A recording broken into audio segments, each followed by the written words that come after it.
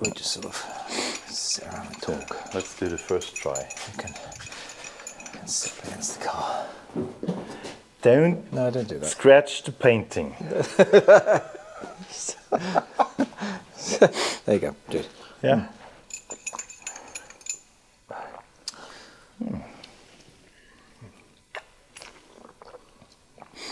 So welcome to the channel. It's been a while since we've put any videos on here. Don't worry, the P5 is asleep in the garage, safe and well. But before I go any further, I'd like to introduce you to my friend Thomas. Hello viewers, I'm Thomas. And that's my garage, we are in here. So a little dirty place and yeah, but it's a working zone. Yeah, this is a great garage, much better than mine, of course. It's bigger, it's got all the tools, and more importantly, it's got a lift. And if you've got a P6 or any old car, you'll know that doing anything underneath is virtually impossible without a lift. But I'm here to tell you that we've got another car to join it, and it is a 1965 Series 1 Rover 2000 P6.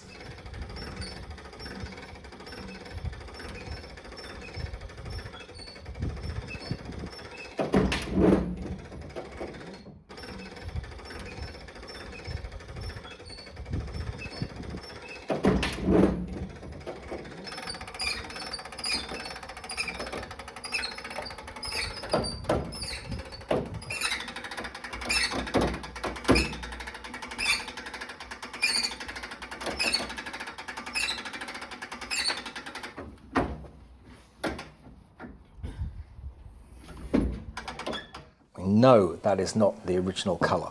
Yeah, that's absolutely right. We're not really sure which color it is. We think it's, what is Faro Gold Metallic? Faro Gold Metallic, I think it is. Yeah, it could be a 1980s color because we had an invoice when the car was repainted in the early 80s, and the color chart of British Leyland offered this color combination, or this Faro Gold Metallic, and we think this is that.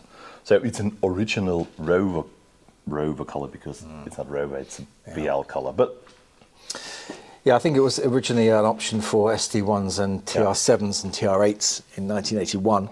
I've got an original paint chart coming, so maybe we'll be able to see that on there. It was originally, I think, city grey with a red interior, but again, the heritage certificate will tell us that when that comes, maybe this week, and it will tell us exactly where it went to. It was originally first registered in Frankfurt in Germany in August 1965. So it's the first series of left-hand drive export cars which came from the Rover factory, of which there are maybe about 10 left. But this is going to join them, and we look forward to getting it back on the road. And I hope you join us for a series of videos which will be following this, where we'll take it from this, as I say, at its lowest ebb, right up to clean, polished, certificated, tested, and back on the road for summer 2025. A few years ago, it was brought down to Austria, which is where we are. It's a one family owner car from new. It was sold to father, then to his uncle, I think, wasn't it? I think it was the other way around. The uncle bought it first, and then it goes to the father, and then to the son when the father was dying. And yeah, now it is here. So it's like a two and a half owner car since new, one in the same family. And as I say, it was brought here to Austria, where it sat in a garage for 4 years. Yeah, more. I think 4 to 5 years, because the German TÜV was off in 2020. So last time it saw the TÜV garage was 2018, and I don't think they drove it very, very much. So didn't do a lot of miles in this period. The TÜV, by the way, is the German MOT, the German inspection certificate, which it has to have. It will have to have a new one here in Austria, which is why we're doing a lot of work on it, doing some welding. Well, I'm not doing the welding, Thomas isn't doing the welding. His friend called Andy is doing the welding, which you'll see in a future video as well. Then we'll take it to get Austrian papers and an Austrian number plate, and then it will be insured and ready for the road. But before that, there's a lot of work to do. As with any car that's been sitting in a garage for 3 or 4 years, general servicing items, gaskets have all hardened up and bits are leaking.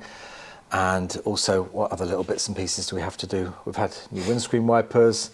The interior is the best part of this car. It doesn't really need any work apart from a little reviving.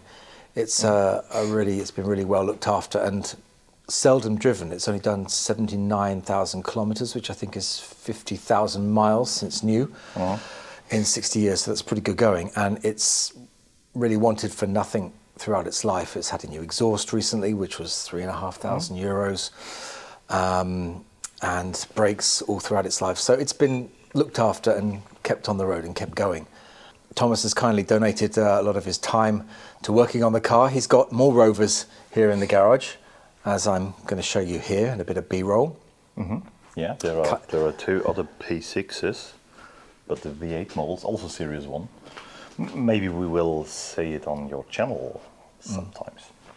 If this one goes well, this is like a practice car, so we're practicing on my car. So when we get to his P6s, we're going to know everything about them. We're going to do them perfectly. So like and subscribe and share it around the Rover community. And thanks for watching. Bye. That'll do. I think we can edit something together from that. Absolutely.